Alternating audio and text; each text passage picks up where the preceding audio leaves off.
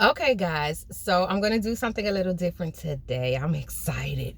So, I usually have my Bible study partner, but whatever. Anyway, so the best friend sent me a video of a woman who talks about she read in the King James Bible some things concerning what God's thoughts were towards the woman. And it's crazy because I study out of the King James Bible, and I've been introduced to the cipher, but what I love to study out of the most is the Apocrypha. I don't know if I'm saying that right. I might jack it up. I'll put it in the little description thing. But I like to study out of the Apocrypha because it is the missing and rejected books of the Bible, which, side note, by the way, a lot of women wrote a lot of books and gospels, you guys. But of course, it's not in the King James Bible. But, whatever. I'm going to leave that with you. So, anyway, the video that the friend sent me, what the lady was saying, that she read some things and she was emotional and she was crying, and she said she read some things in the King James Bible of God's thoughts toward women and how highly he regarded women, right?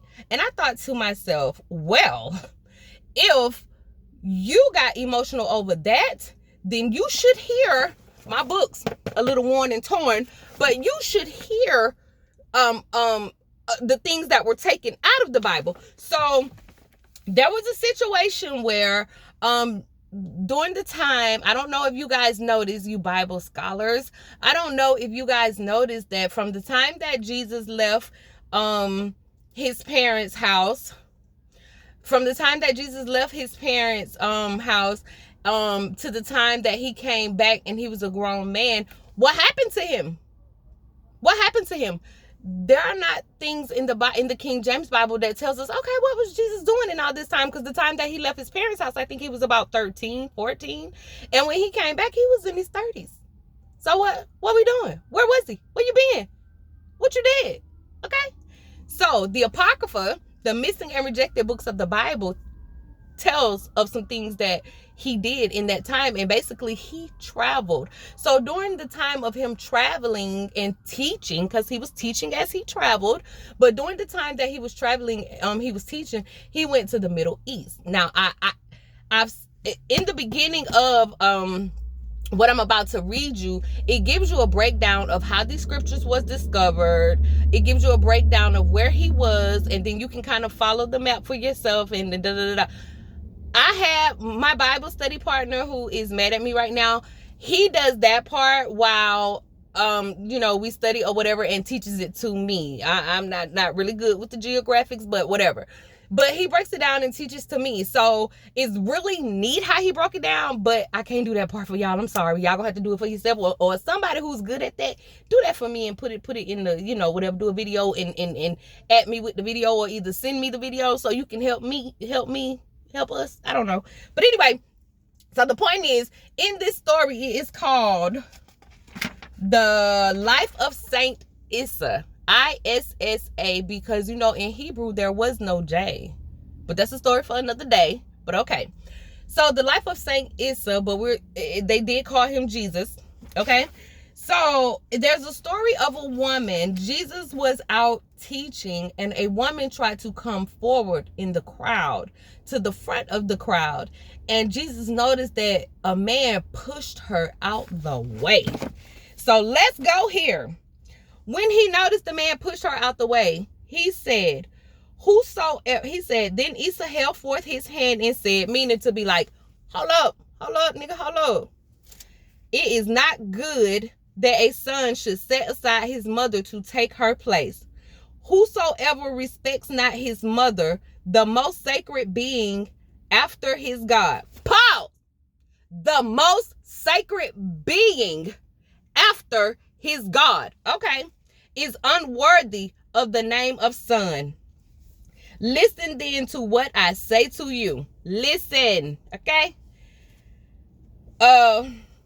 Respect women, for she is the mother of the universe, and all the truth of divine creation lies in her. She is the basis of all that is good and beautiful, and she is also the germ of life and death.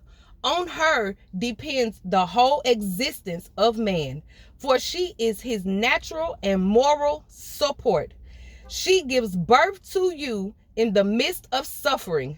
By the sweat of her brow she rears you, and unto her death you cause her the gravest anxieties.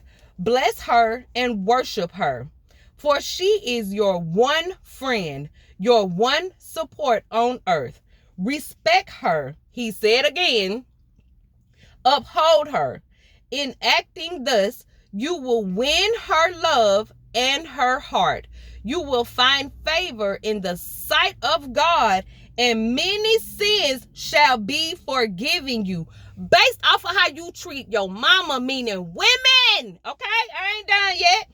In the same way, love your wives and respect them, for they will be mothers tomorrow, and each later on the ancestress of a race. Be lenient towards woman. Her love, listen closely, her love ennobles man, softens his hardened heart, tames the brute in him, and makes of him a lamb. The wife and the mother are the treasures beyond the realms of appreciation given to you by God. Lord have mercy, I tried to tell people that we was a gift, but they didn't want to listen to me. Okay, I'm going to read that part again. The wife and the mother are the treasures beyond realms of appreciation given to you by God. They are the fairest ornaments of existence, and of them shall be born all the inhabitants of the world. Even as the God of armies separated of old the light from the darkness and the land from the waters, woman possesses the divine faculty of separating in a man good intentions from evil thoughts. Sorry, my bad, y'all. I spit a little bit. I got excited. Therefore, I say to you, after God, your best thoughts should belong to the women and the wives. Woman being for you. Hold on, I lost my. Woman being for you the temple wherein you will obtain the most easily perfect happiness.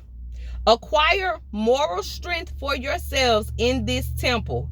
Here you will forget your sorrows and your failures, and you will recover the lost energy necessary to enable you to help your neighbor. Do not expose her to humiliation. Do not expose her to humiliation. In acting thus, you will humiliate yourselves and lose the sentiment of love, without which nothing exists here below. Protect your wife in order that she may protect you and all your family. All that you do for your wife, your mother, for a widow or another woman in distress, you will have done to your God.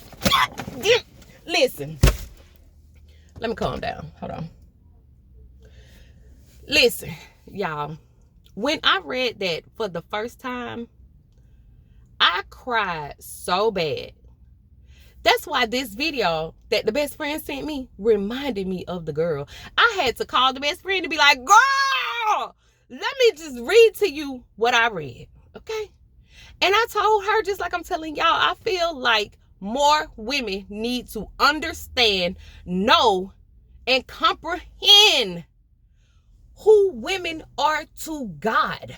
When the men went to war, God said, send for the women so they could pray while your man was at war. Do you not know we are out here in a spiritual warfare? Do you not know what type of power you have?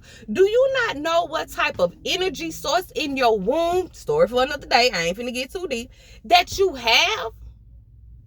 My God, by golly, I think I've got it.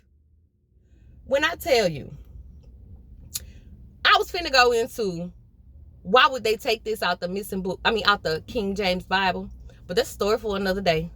You know what, actually I'm gonna do a video on that, because I'm gonna get to how I got to here, okay? But anyway, my point is, do you not know that if the men stood up and realized that the woman is their greatest tool, you're just using her the wrong way, baby. But also in the same, women have to be in position to know your own power and how to use it and not abuse it. And you know, I ain't got no judgment on nobody, baby, because I was abusing and using that power in the wrong way myself. But once you know, you can't unknow. And once you know and you make the conscious effort to utilize your power the right way, God, I don't even know what to say after that. But I think I got it. Let me know what you think.